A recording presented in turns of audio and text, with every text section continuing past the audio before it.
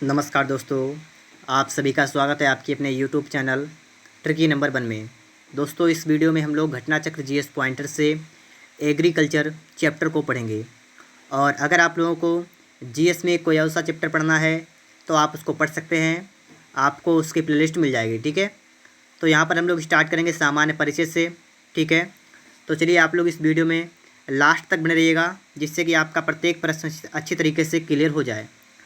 तो यहाँ पर हम बात करेंगे, भारत में प्रथम विस्तृत कृषि संगणना कराई गई थी। तो कब कराई गई थी? वर्ष 1970 से 71 में कराई गई थी। कृषि संगणना 2015 से 16 के अनुसार देश में क्रियाशील जोतों की कुल संख्या 2010 से 2011 के 138.35 मिलियन से बढ़कर कितनी हो गई है? तो 146 पॉइंट 45 मिलियन यहाँ पर आपको बताया गया है। अब आप लोग यहाँ पर देखिए, आपके 4-5 प्रश्न आपके जो ऐसे हैं जिनकी यहाँ पर आपको तुलना दी गई होगी। ठीक है, 2015 से 16 वाले तुलना जो है 2010 के 10-11 की तुलना में, तो आप उनको देख लीजिएगा। ठीक है, फिलहाल आप ये भी चेक कर लीजिएगा कि अभी जो फ़िलहाल में देखिए कृषि की जो गणना होती है ना, वो 5 साल में होती है। तो 20 से 21 में जो है वो कृषि की गणना हुई होगी। ठीक है, तो आप ये बात चेक करिएगा कि अभी तक आंकड़े आए हैं या नहीं आए हैं। अगर आंकड़े आ गए हैं तो आप लोग उन आंकड़ों को भी एक बार देख लीजिएगा। यहाँ पर हम देखेंगे, लिखा है विगत 5 वर्षों 2010 से 11 और 15 से 16 की अवधि में कार्यशील जोतों की संख्या में कितनी वृद्धि हुई है? तो 5.86% की वृद्धि हुई है।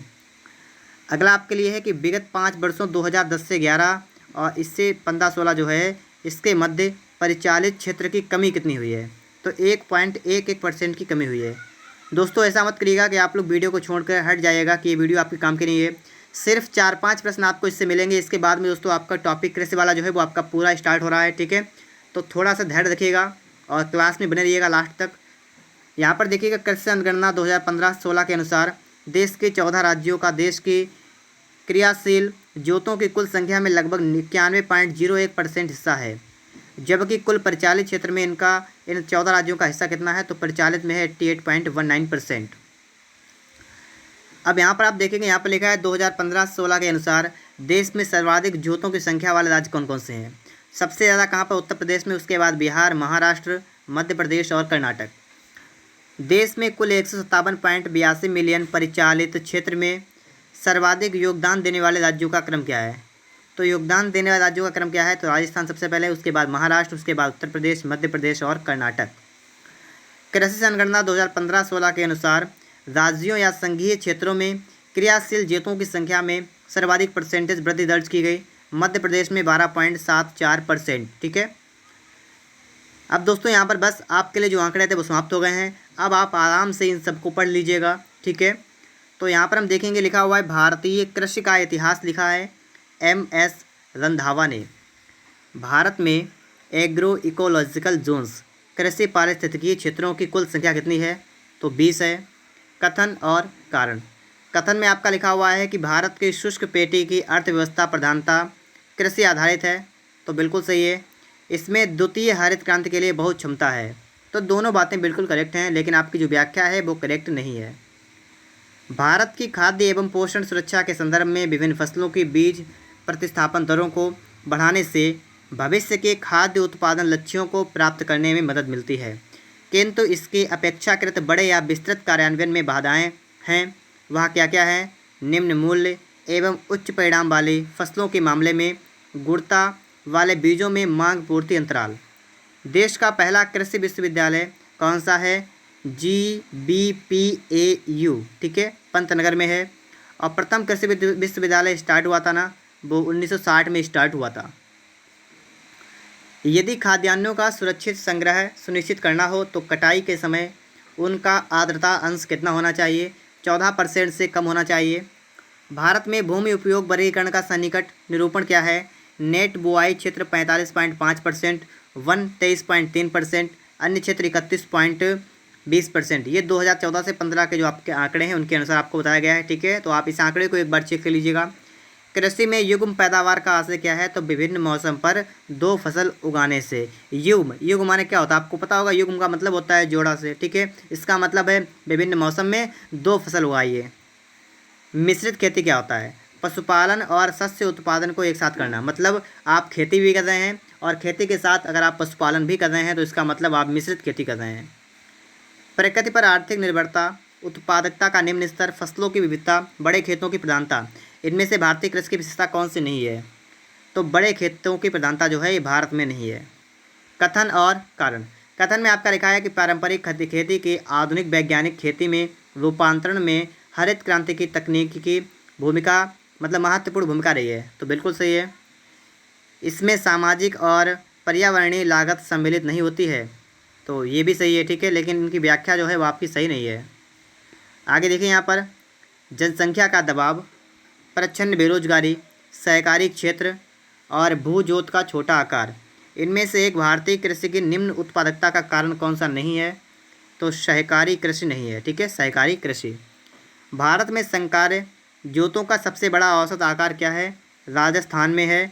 कृषि संगणना 2015-16 के अनुसार भारत में कृषि को समझा जाता है जीविकोपार्जन का साधन समझते हैं कृषि को, ठीक है।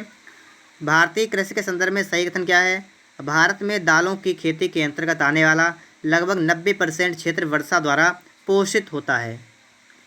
भारत में रासायनिक उर्वरकों के 2 बड़े उपभोक्ता हैं, उत्तर प्रदेश और आंध्र प्रदेश। ढैंचा, सनई, लोबिया, मूंग, इनमें से नई सुधारी गई ऊसर में हरी खाद के लिए उपयुक्त फसल कौन सी है? तो लोबिया। ढैंचा, सनई, बोड़ा या लोबिया और ग्वार जैसे हरी खाद वाली फसलों से नाइट्रोजन की मात्रा सर्वाधिक पाई जाती है। तो किस में पाई जाती है? तो पाई जाती है बोड़ा, लोबिया में। अगला प्रश्न आप सभी के लिए लिखा हुआ है कि संतुलित उर्वरक प्रयोग किए जाते हैं उत्पादन बढ़ाने के लिए, खाद्य की गुणवत्ता उन्नत करने के लिए, भूमि की उत्पादकता बनाए रखने के लिए।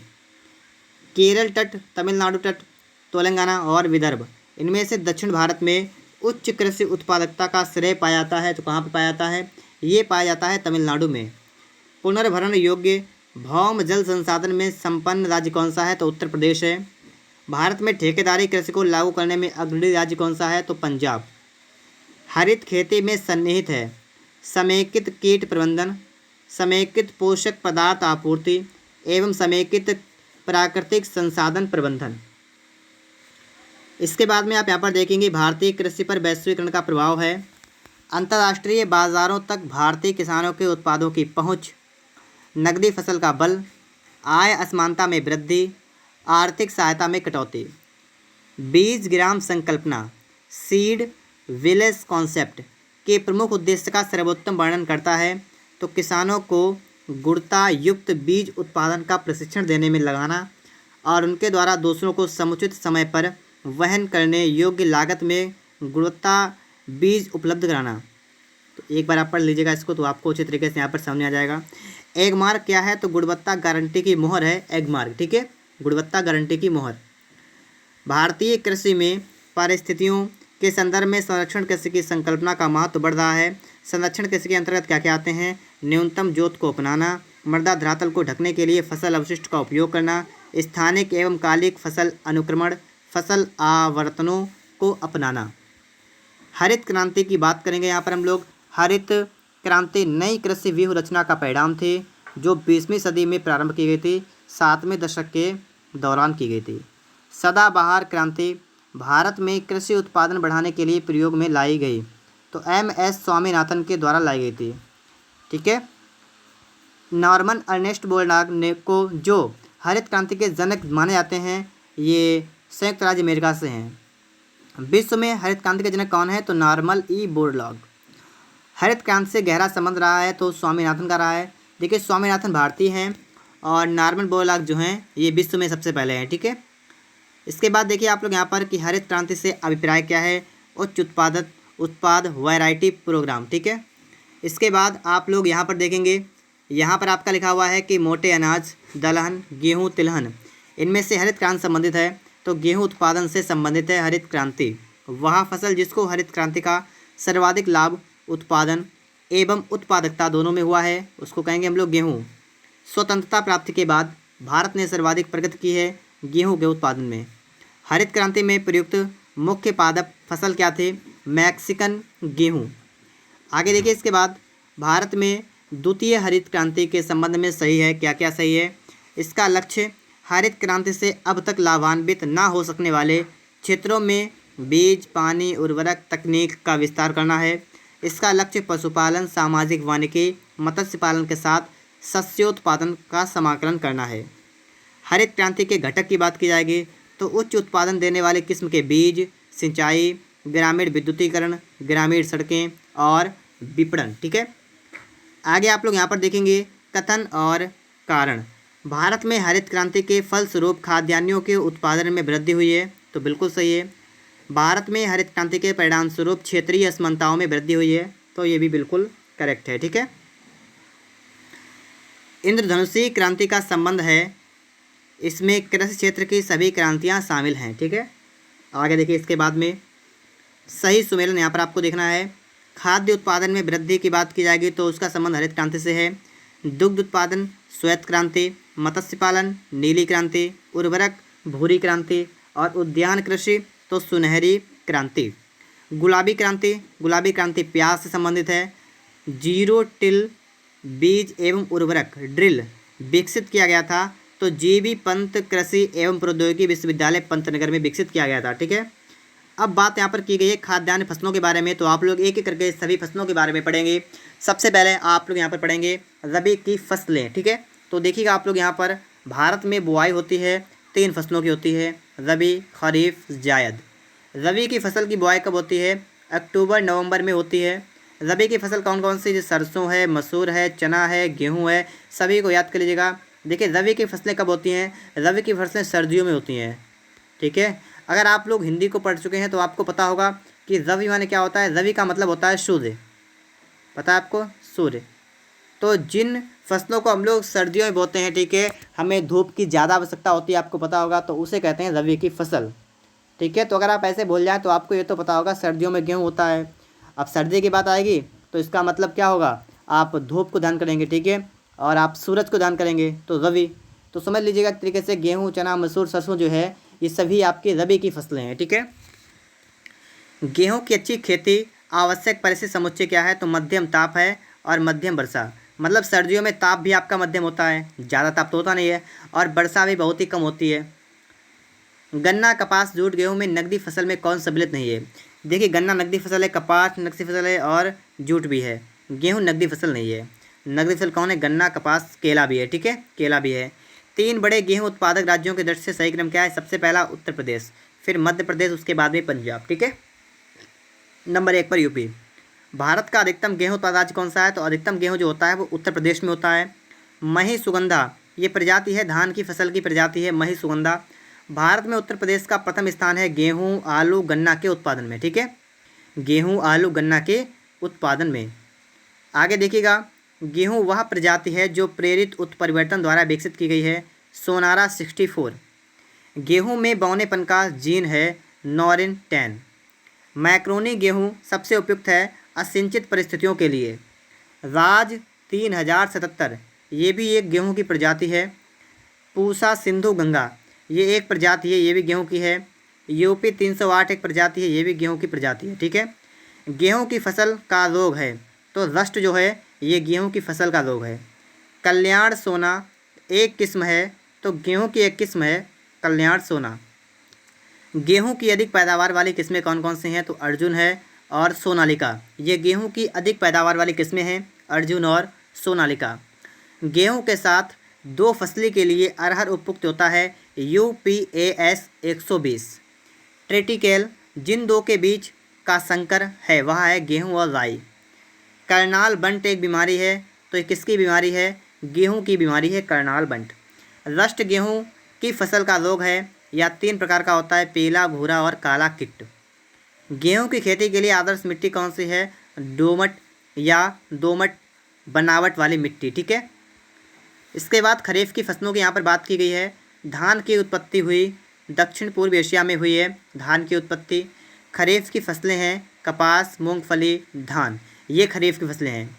तो आप समझिएगा खरीफ की फसलें, आप धान को ध्यान रखिएगा। आप सभी को पता होगा कि धान जो होता है ये गर्मियों में, ठीक है, सबसे पहले ये गर्मी में लगाया जाता है। ठीक है, और हल्की सर्दी पड़ने पर इसको काटते हैं, आपको ये पता होगा। ठीक है, तो जो खरीफ की फसल होती है ना वो गर्मियों में होती है। चावल की खेती के लिए आदर्श जलवायु उपयुक्त क्या है? 100 सेमी से ऊपर वर्षा होनी चाहिए, 25 सेमी डिग्री से ऊपर ताप होना चाहिए, मतलब गर्मी होनी चाहिए, ठीक है। मसूर, अलसी, सरसों, सोयाबीन में खरीफ की फसल कौन सी है? सोयाबीन आपका जो है ये खरीफ की फसल है, सोयाबीन। भारत में प्रमुख खाद्यान्न कौन सा है? तो चावल जो आपका है ये प्रमुख खाद्यान्न है, चावल। खेती के अंतर्गत क्षेत्र के अनुसार भारत में सबसे महत्वपूर्ण खाद्य फसल कौन सी है? तो चावल। भारत में वह फसल जिसके अंतर्गत सर्वाधिक क्षेत्रफल है? तो धान। भारत में चावल की खेती के लिए सर्वाधिक क्षेत्र है कहाँ पर? उत्तर प्रदेश में है, धान की खेती के लिए, चावल की खेती के लिए। भारत में प्रति हेक्टेयर चावल का औसत उत्पादन 18 से 19 में कितना था? तो 2659 किलोग्राम था 18 से 19 में। चावल का कटोरा किसे कहते हैं? कृष्णा गोदावरी डेल्टा को, ठीक है, कृष्णा गोदावरी डेल्टा को कहते हैं चावल का कटोरा। धान की उत्पादकता सर्वाधिक होती है कहाँ पर? तो धान सबसे ज़्यादा कहाँ पर होता है? तो पंजाब राज्य में होता है, पंजाब राज्य में, ठीक है। जया, पद्मा, कृष्णा ये सभी धान की किस्में हैं। असम धान उगाया जाता है कब? तो ये अमन जो है ये जून जुलाई में इसकी बुआई होती है, नवंबर दिसंबर में इसकी कटाई होती है अमन धान की, ठीक है। पूसा सुगंधा 5 एक सुगंधित किस्म किसकी है? तो धान की एक किस्म है। बारानी द्वीप कहाँ पर है? मतलब है ये क्या है? ये धान की एक किस्म है, ठीक है, बारानी द्वीप। बासमती चावल की संकर प्रजाति क्या है? पूसा RH10 ये एक क्या है? संकर जाति है बासमती चावल के, पूसा RH10।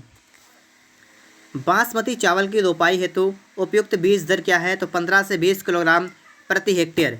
एक हेक्टेयर में 15 से 20 किलोग्राम जो आपका बीज होता है ना उसकी रोपाई होती है। इसके बाद आप लोग यहाँ पर देखेंगे कथन और कारण। कथन में आपका लिखा हुआ है कि पंजाब चावल का एक महत्वपूर्ण निर्यातक है, ठीक है, तो ये बिल्कुल सही बात है क्योंकि पंजाब में सबसे ज़्यादा क्या होता है? चावल होता है। यह प्रदेश चावल के उत्पादन में अग्रणी है, तो ये गलत हो गया, ठीक है, निर्यातक तो है लेकिन अग्रणी नहीं है। चावल का सबसे बड़ा उत्पादक कौन है? तो उत्पादक कौन है? पश्चिम बंगाल, ठीक है।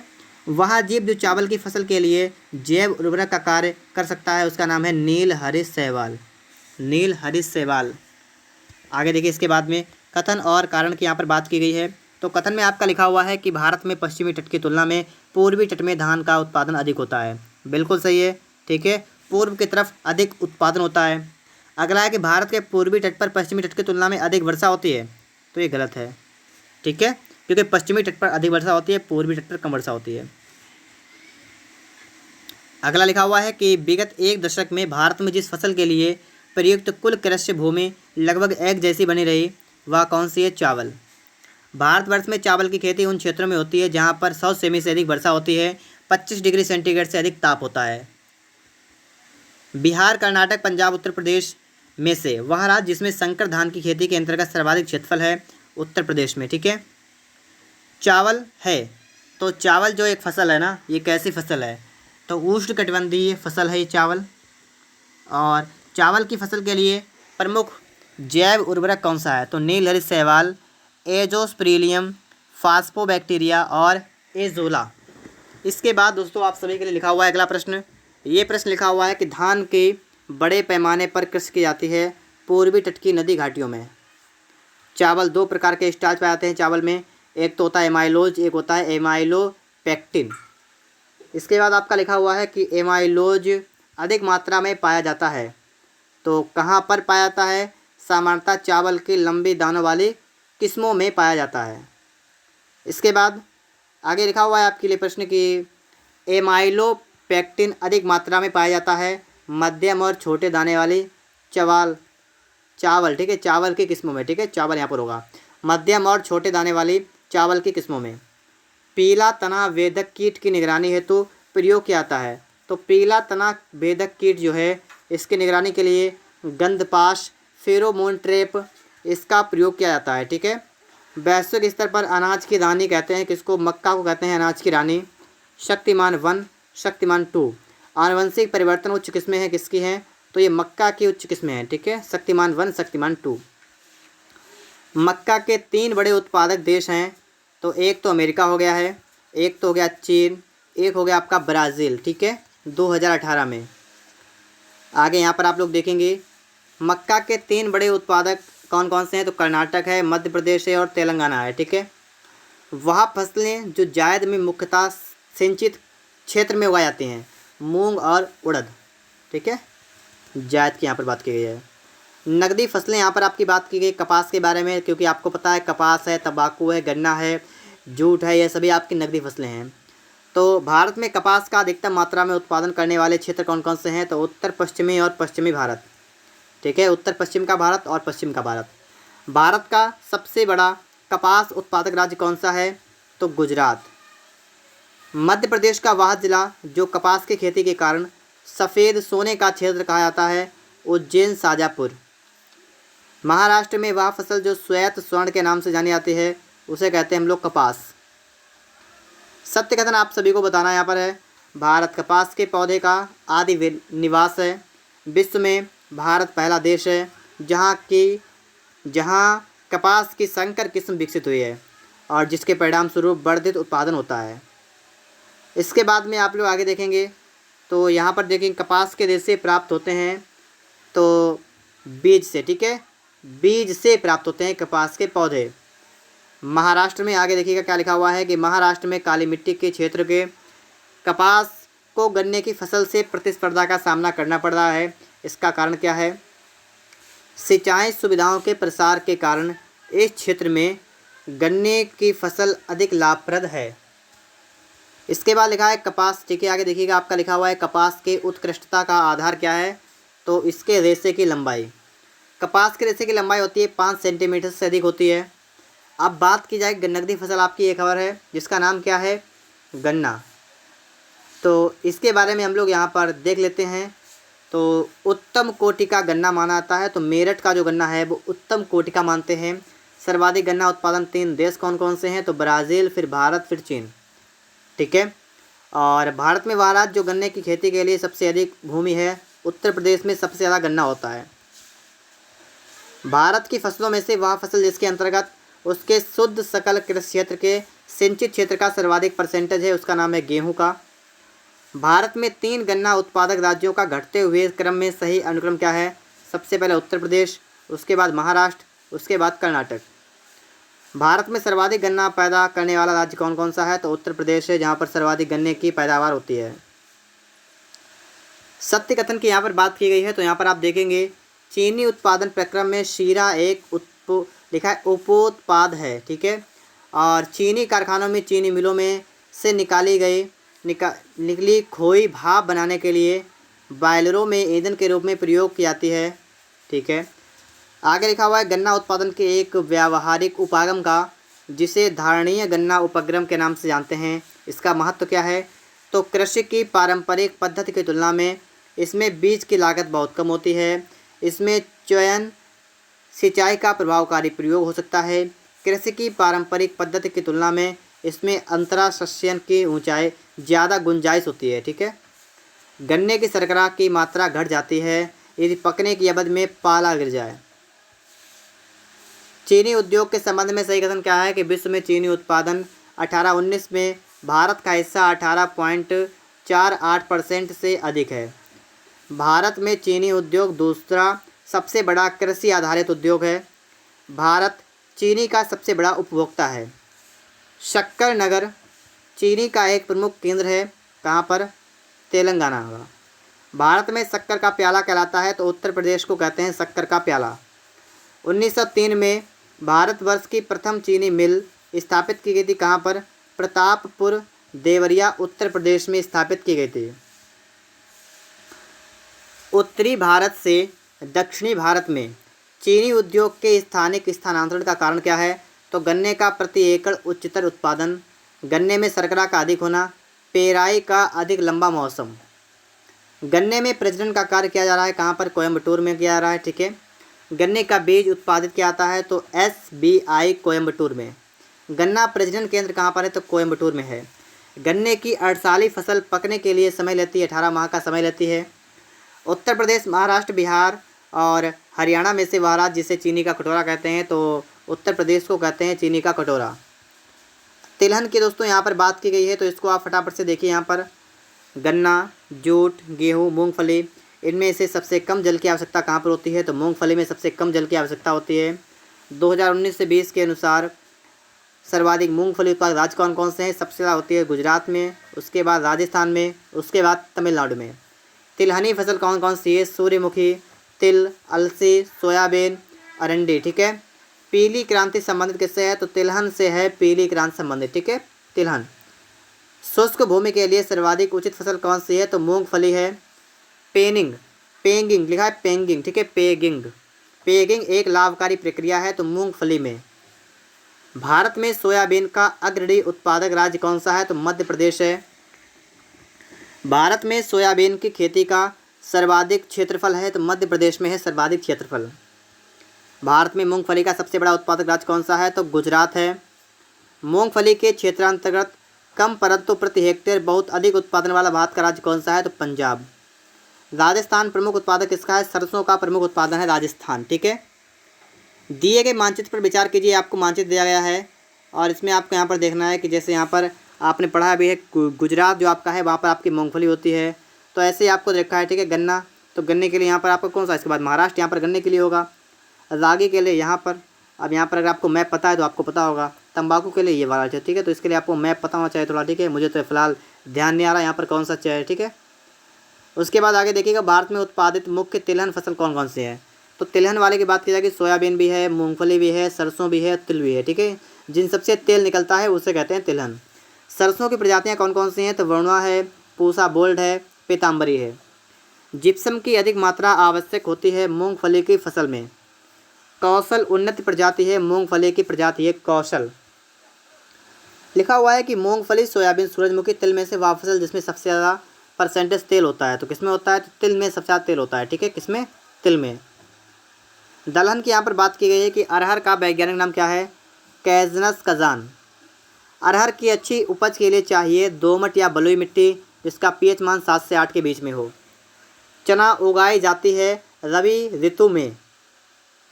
विश्व में चना का लगभग 2/3 से अधिक उत्पादन कहाँ पर होता है? तो भारत में होता है। चने में प्रोटीन होता है, लगभग 21% प्रोटीन होता है चने के अंतर्गत। चने की खेती के लिए आवश्यक क्या होता है? कि समशीतोष्ण एवं शुष्क जलवायु। चने की फसल में लगने वाले कीट एवं रोग क्या क्या हैं? तो दीमक भी है, कटवर्म भी है, फली छेदक भी है, झुलसा रोग है, उखटा रोग है। मटर पौधा होता है, द्विबीजपत्री होता है, मतलब 2 बीज होते हैं, आपको पता होगा। मटर में प्रोटीन पाई जाती है लगभग 22.5%।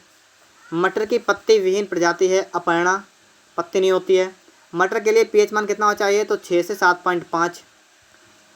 वह देश जो दलहनी फसलों का मुख्य उत्पादक देश उपभोक्ता है तो उसका नाम है भारत। ठीक है। यहाँ पर उत्पादन भी होता है और उपभोग भी होता है।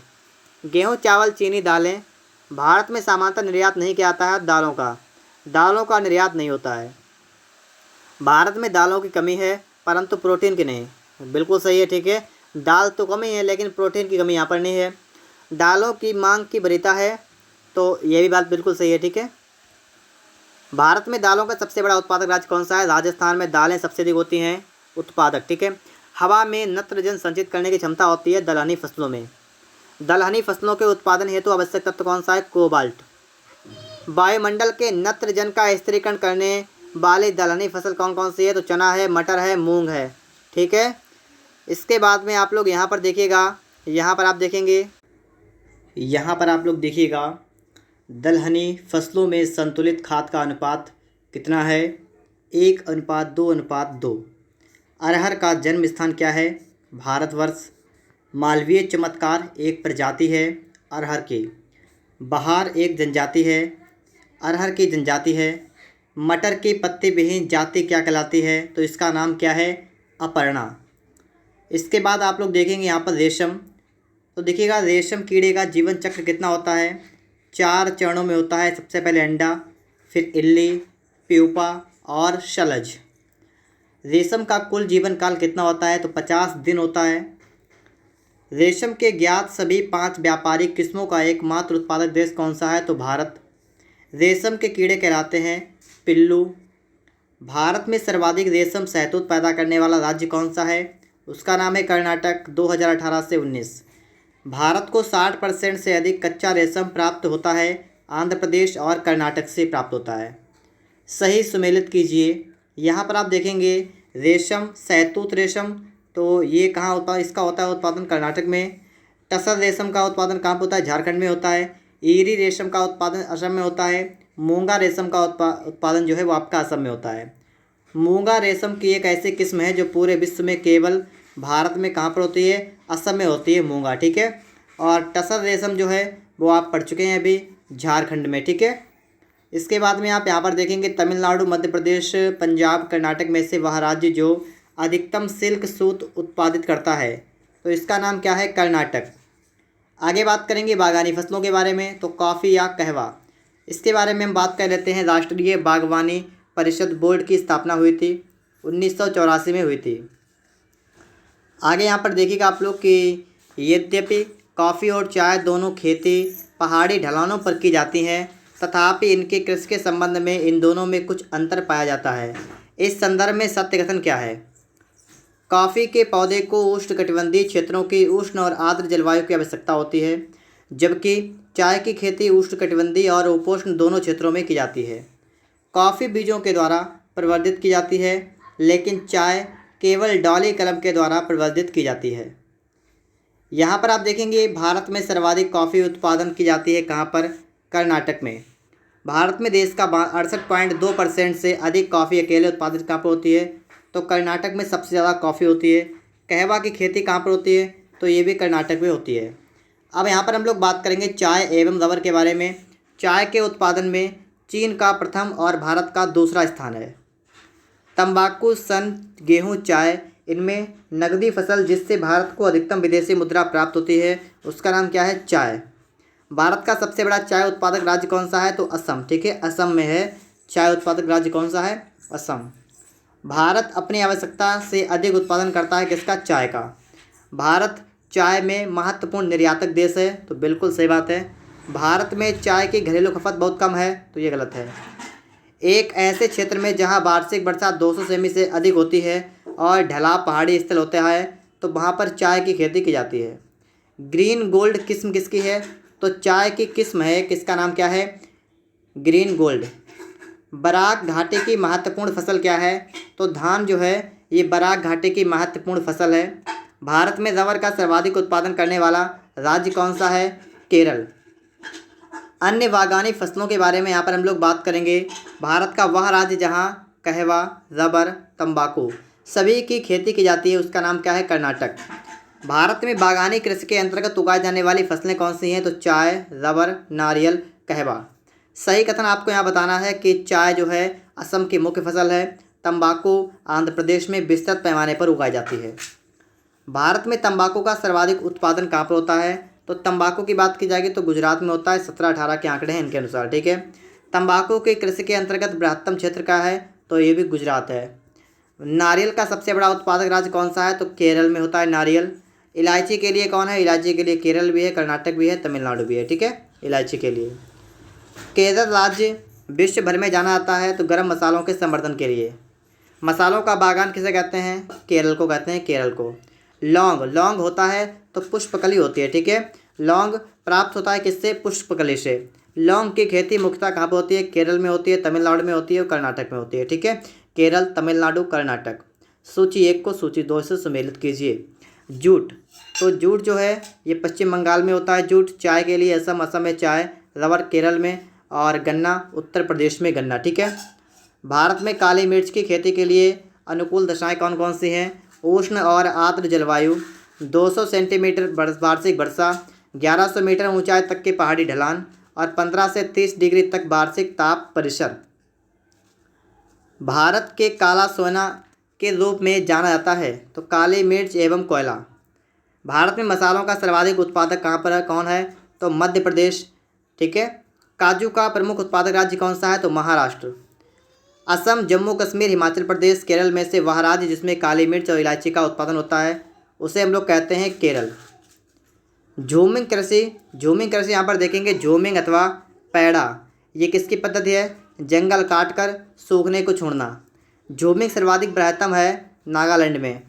चलवासी कृषि, जिन राज्यों के पहाड़ी क्षेत्रों की प्रमुख समस्या है उसका नाम क्या है, असम और झारखंड, ठीक है। इसके बाद देखिए आप लोग सही सुमेलन, तो यहाँ पर आप देखेंगे पोंडू स्थानांतरण कृषि का नाम है और ये उड़ीसा में होती है। पोनम केरल में होती है। झूम असम में होती है। माशा ये होती है मध्य प्रदेश में। आगे देखा आपको कि क्षेत्र और देखा है स्थानांतरित कृषि खेती। तो पश्चिमी घाट में कुमारी, ठीक है, और दक्षिण पूर्वी राजस्थान में वालतरे, उत्तर पूर्वी भारत में झूम, और मध्य प्रदेश छत्तीसगढ़ में डाहिया। पशुपालन की बात यहाँ पर की गई है कि अक्टूबर 2019 में जारी 20वीं पशुधन गणना के अनुसार वर्तमान पशुधन आबादी विगत गणना वर्ष 2012 में की तुलना में 4.6% वृद्धि के साथ हो गई थी 535.78 मिलियन। वर्ष 2019 में पशुधन संख्या के मामले में शीर्ष 5 राज्य कौन से हैं? तो उत्तर प्रदेश में सबसे ज़्यादा, फिर उसके बाद राजस्थान, उसके बाद मध्य प्रदेश, पश्चिम बंगाल और बिहार। आगे देखिए यहाँ पर, देखिए पशुओं की जो गणना होती है वो 5 वर्ष में एक बार होती है, ठीक है। तो 2019 में की गई, ठीक है। कुल गौवंशीय आबादी वर्ष 2019 में आकलित की गई थी 302.79 मिलियन। मादा मवेशी गायों की संख्या की कुल संख्या 2019 में कितनी थी? 192.49 मिलियन है, और यह विगत 2012 की तुलना में कितनी है? तो ये 18% ज़्यादा है। देश में भैंसों की संख्या विगत गणना वर्ष 2012 की तुलना में 1% बढ़ी है। 19 में कितनी आकलित की गई है? तो 109.85 मिलियन ये आकलित की गई है, ठीक है। पशुधन गणना 2019 में सर्वाधिक हिस्सेदारी किसकी? मवेशियों की है, कितनी? 35.94%। पशुधन गणना 2019 में प्रमुख जातियों को के क्रमवार हिस्सेदारी क्या है? तो मवेशी 35.94%, बकरी 27.80%, भैंस 20.45%, भेड़ 13.87%। स्टॉक फार्मिंग क्या है? पशुओं का प्रजनन। प्रति 100 हेक्टेयर सकल कृषि क्षेत्र में मवेशियों की संख्या का घनत्व सबसे अधिक कहाँ पर है? तो बिहार में है, ठीक है। भारत के लगभग 1/3 गाय बैलों की संख्या 3 राज्यों में पाई जाती है, पश्चिम बंगाल, उत्तर प्रदेश, मध्य प्रदेश में। सही कथन बताइएगा। पश्चिम बंगाल में भारत के गाय बैलों की सर्वाधिक संख्या है, उत्तर प्रदेश में भारत के भैंसों की संख्या सर्वाधिक है, तेलंगाना में भारत की भेड़ों की सर्वाधिक संख्या पाई जाती है, ठीक है। तो पश्चिम बंगाल में गाय व बैल दोनों हैं ज़्यादा संख्या में, उत्तर प्रदेश में भैंसों की संख्या ज़्यादा है, तेलंगाना में भेड़ों की संख्या ज़्यादा है। भारत में सर्वाधिक दुग्ध देने वाली बकरी की नस्ल कौन सी है? जमुनापारी। ये बकरी जो होती है सबसे ज़्यादा दूध देती है, ठीक है। थारपारकर प्रजाति की गाय ये कहाँ पाई जाती है? ये पाई जाती है राजस्थान में, ठीक है। गाय की जो नस्ल सबसे अधिक दूध देती है उसका नाम क्या है? साहीवाल। विश्व में कुल दुग्ध उत्पादन के क्षेत्र में भारत का स्थान कैसा है? तो प्रथम स्थान है भारत का। भारत में दुग्ध का सर्वाधिक उत्पादन कहाँ पर होता है? तो उत्तर प्रदेश राज्य में होता है। ऑपरेशन फ्लड का संबंध किससे है? दुग्ध उत्पादन से, ठीक है, एवं वितरण से है। भारत की श्वेत क्रांति के जनक कौन है? तो श्वेत क्रांति के जनक की यहाँ पर बात की गई है, तो आप देखिएगा यहाँ पर डॉक्टर वर्गीस कुरियन। श्वेत क्रांति संबंधित है दुग्ध उत्पादन से। राष्ट्रीय डेयरी शोध संस्थान कहाँ पर है? करनाल। विविध के बारे में यहाँ पर हम लोग बात करेंगे। अब आप विविध में देखेंगे राज्य उत्पादन, केरल में ट्रेपियोका का उत्पादन होता है, गुजरात में कपास का, पश्चिम बंगाल में पटसन, गुजरात में मूंगफली का, ठीक है। यहाँ पर देखेंगे आलू का सबसे बड़ा उत्पादक कौन है? उत्तर प्रदेश है। नारियल का केरल, केला के लिए आंध्र प्रदेश और तंबाकू के लिए गुजरात। भारत में आलू का सर्वाधिक उत्पादन होता है उत्तर प्रदेश में होता है। और राष्ट्रीय केला अनुसंधान केंद्र कहाँ पर है? त्रिची में है, ठीक है, त्रिची में। आगे देखिएगा यहाँ पर आप लोग, भारत के खाद्यान्नों का उनके उत्पादन का सही ह्रासमान क्रम क्या है? तो सही ह्रासमान मतलब कमी की तरफ चलिएगा, ठीक है। तो खाद्यान्न का उत्पादन सबसे ज़्यादा चावल का, उसके बाद गेहूँ, उसके बाद मोटे अनाज, उसके बाद दालें, ठीक है। भारत का वह राज्य जो खाद्यान्न उत्पादन में सबसे अधिक अंशदान करता है उसका नाम है उत्तर प्रदेश। सही सुमेलन आपको यहाँ बताना है। तो चावल की फसल जो है, फसल नाशक जीव कौन सा है? घुंडी मुतकुट, ठीक है। गेहूँ के लिए एफिड है, गन्ने के लिए बेधक शलभ है, और चना के लिए गोलक शलभ। सही सुमेलन यहाँ पर आपको बताना है फसल का नाम और बीमारी का नाम। तो गन्ने के लिए कौन सी? गन्ने के लिए है रेड रॉट, ठीक है। धान के लिए खैरा, अरहर के लिए उकठा विल्ट, और आलू के लिए कौन सी है? झुलसा लेट ब्लाइट, ठीक है। हरित बाल रोग ये किस में पाया जाता है? तो ये बाजरे में पाया जाता है, ठीक है, हरित बाल रोग। गन्ना, चुकंदर, स्वीट पी, चना, अरहर और फरास बीन आते हैं तो त्रिपादप कुल के अंतर्गत। 18 से 19 में भारत में कुल खाद्यान्न उत्पादन कितना था? 284.95 मिलियन टन। विश्व में फल उत्पादन में भारत का स्थान दूसरा है। भारत का सर्वाधिक पटसन उत्पादक राज्य कौन सा है? तो पटसन के लिए आपका है पश्चिम बंगाल। भारत में जूट उद्योग प्रमुख केंद्र है, पश्चिम बंगाल में है जूट का, ठीक है। गंगा के निचले मैदानों की विशेषता है कि यहाँ वर्ष भर जलवायु उच्च तापमान के साथ आर्द्र बनी रहती है। इस क्षेत्र के लिए सबसे अधिक उपयुक्त फसल कौन सी है? तो धान और जूट। ठीक है। भारत में जूट का सर्वाधिक क्षेत्रफल कहाँ है? पश्चिम बंगाल में है। वर्ष भर बोई जाने वाली फसल कौन सी है? तो मक्का। मक्का के लिए सही कथन क्या है? तो मक्का का मंड के उत्पादन के लिए प्रयोग किया जाता है। मक्का से निष्कासित तेल जैव डीजल के लिए फीड स्टॉक होता है। मक्का के प्रयोग से अल्कोहली पेय उत्पन्न किया जा सकता है। मक्का की फसल पकने की अवधि कितनी है? तो 110 दिन। C4 ये पौधा है, तो किसका पौधा है? मक्के का पौधा है। भारत के 3 शीर्ष मक्का उत्पादक राज्य कौन कौन से हैं? कर्नाटक, मध्य प्रदेश, तेलंगाना। कर्नाटक, मध्य प्रदेश, तेलंगाना। शक्तिमान 1, शक्तिमान 2 ये आनुवंशिक परिवर्तित फसल किसकी है? मक्का की है। ठीक है। भारत में केसर का वाणिज्यिक स्तर पर उत्पादन कहाँ पर होता है? तो केसर होता है जम्मू कश्मीर में। केसर में सबसे अधिक मात्रा कहाँ पर होती है? तो कश्मीर में। ठीक है। सबसे अधिक केसर की मात्रा कश्मीर में। यहाँ पर आप देखेंगे सही सम्मेलन सूची आपको दे रखी है कि जौ क्या है? जौ के लिए ठंडी जलवायु होनी चाहिए, अपेक्षाकृत कम उपजाऊ मृदा हो। चावल के लिए क्या हो? तप्त और नम जलवायु, उपजाऊ मृदा। मिलेट। ठीक है। मिलेट का मतलब ज्वार बाजरा, तो इसके लिए तप्त और शुष्क जलवायु, अल्प उपजाऊ मृदा। चाय के लिए क्या था? गर्म और नम जलवायु और उच्च तुंगता। सही सम्मेलन यहाँ पर आपको बताना है। कपास के लिए वर्षा जो होती है 500 से 1000 mm। ठीक है। और तापमान 18 से 22 डिग्री। फ्लैक्स के लिए वर्षा 600 से 800 mm, तापमान 5 से 18 डिग्री। चुकंदर के लिए वर्षा जो होती है वो 500 से 600, तापमान 18 से 22 डिग्री। पटसन के लिए वर्षा होती है 1500 से 2000, तापमान होता है 25 डिग्री से 35 डिग्री सेंटीग्रेड तक। वह पौधा जिसकी खेती पौध का प्रतिरोपण करके की जाती है उसका नाम है प्याज। फसल चक्र जो पूर्वी उत्तर प्रदेश के लिए सर्वाधिक उपयुक्त समझा जाता है उसका नाम क्या है? धान, मक्का, गेहूँ। भागीरथी घाटी में राजमा और आलू की खेती प्रारंभ करने का श्रेय है विल्सन को। सही सम्मेलन यहाँ पर आपको बताना है। कॉफ़ी बोर्ड जो है ये कहाँ पर है? ये बेंगलुरु में है। रबर बोर्ड कोट्टायम में है। चाय बोर्ड कोलकाता में है। तंबाकू बोर्ड गुंटूर में है। ठीक है। सब्जी उत्पादन में भारत का स्थान है द्वितीय। विश्व में सब्जियों का उत्पादन सबसे ज़्यादा कहाँ पर होता है? चीन में होता है। ठीक है। भारत नंबर 2 पर है। आम की बीज रहित प्रजाति कौन सी है? तो उसका नाम है सिंधु। आम की वह किस्म जो दशहरी और नीलम के क्रॉस से विकसित की गई उसका नाम है आम्रपाली। ललित उन्नत किस्म है किसकी? अमरूद की है। आम की नियमित फसल की प्रजातियां हैं दशहरी 51, बेंगालोरा, तोतापरी, नीलम, आम्रपाली। कंचन एक उन्नत किस्म है, आंवला की किस्म है कंचन। केले का अधिकतम उत्पादन होता है आंध्र प्रदेश में होता है। इसके बाद यहाँ पर आप देखेंगे बोरलॉग पुरस्कार दिया जाता है तो कृषि विज्ञान के क्षेत्र में। प्रसंस्करण हेतु आलू की सबसे अच्छी किस्म होती है कौन सी? कुफरी चिप्सोना 2। ठीक है। इसके बाद दोस्तों आप लोग यहाँ पर देखिएगा, तो यहाँ पर आप लोग देखेंगे, यहाँ पर आपका प्रश्न है कि राष्ट्रीय खाद्य सुरक्षा मिशन का एक लक्ष्य निर्धारणीय रीति से देश के चुनिंदा जिलों में खेतीगत जमीन में बढ़ोतरी और उत्पादकता में वृद्धि लाकर कुछ फसलों की उत्पादकता में वृद्धि लाना है। ये फसलें कौन कौन सी हैं? फसलों की बात की गई है तो किनके उत्पादन में वृद्धि होने वाली है? तो चावल है, गेहूँ है, दलहन, बाजरा, चारे की फसल। वह फसलें जो अधिकांशतः निर्वाह मूलक कृषि के अंतर्गत पैदा होती हैं उनका नाम है मोटे अनाज और चावल।